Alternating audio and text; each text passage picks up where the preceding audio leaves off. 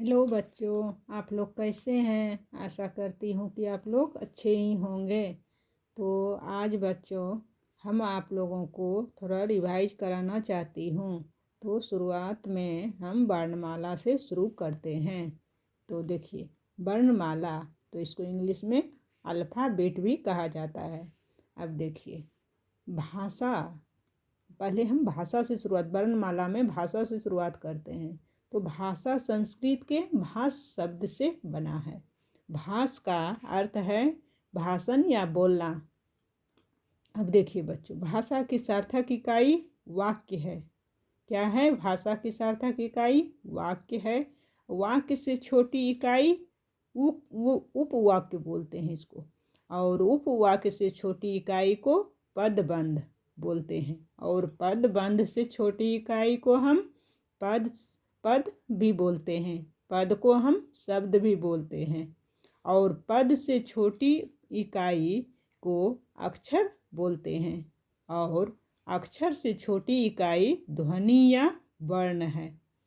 जैसे देखिए बच्चों, वर्ण है। राम शब्द में 2 अक्षर। अब एक अक्षर देखिए, ये राम शब्द हम ले लेते हैं। अब इसमें क्या है? 2 अक्षर। क्या है? 2 अक्षर कौन कौन है? रा म, ये 2 अक्षर हो गया। अब इसमें जो है 4 वर्ण मिला हुआ है। इसमें जैसे देखिए, र, आ, मा, अ, ये जो है राम शब्द में 4 वर्ण मिला हुआ है। अब आइए हम लोग वर्णमाला जानते हैं। वर्णमाला में पहले हम वर्ण पढ़ते हैं। तो वर्ण देखिए, भाषा की सबसे छोटी इकाई को वर्ण कहते हैं, या ध्वनि या वर्ण है, ये भी बोल सकते हैं हम। तो वर्ण भाषा की सबसे छोटी इकाई ध्वनि या वर्ण है।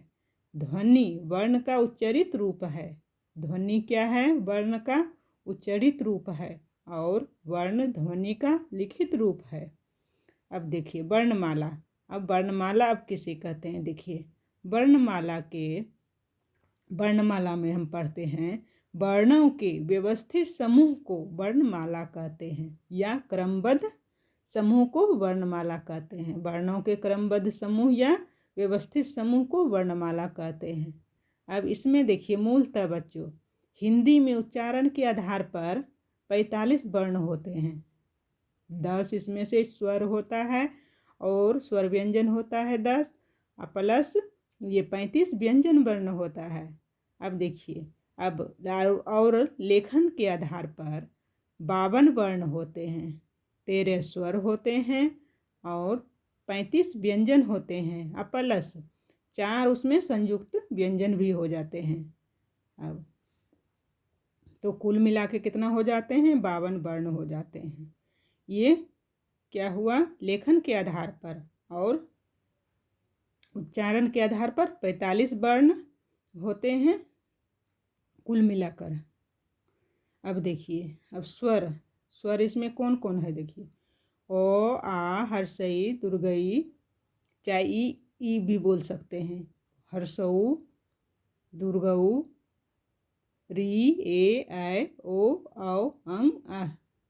इसमें से यही 10 स्वर है। ये री, अंग, आह ये अलग हो जाते हैं, लेकिन कुल मिला के इसी में स्वर में ही आता है। तो हम लोग जोड़ के इसको, ये 10 ये हुआ स्वर हुआ, प्लस ये 3 हुआ जो है री, अंग, आह। कुल मिला के क्या हो गया? 3। तो 10 + 3 13 हो गया, इसमें 13। तो ये क्या हो गया? स्वर हो गया। ये सब क्या है? लेखन के आधार पर है, इधर हो गया। और ये उच्चारण के आधार पर 45 वर्ण हुआ, और लेखन के आधार पर 52 वर्ण हो गया। थैंक यू बच्चों।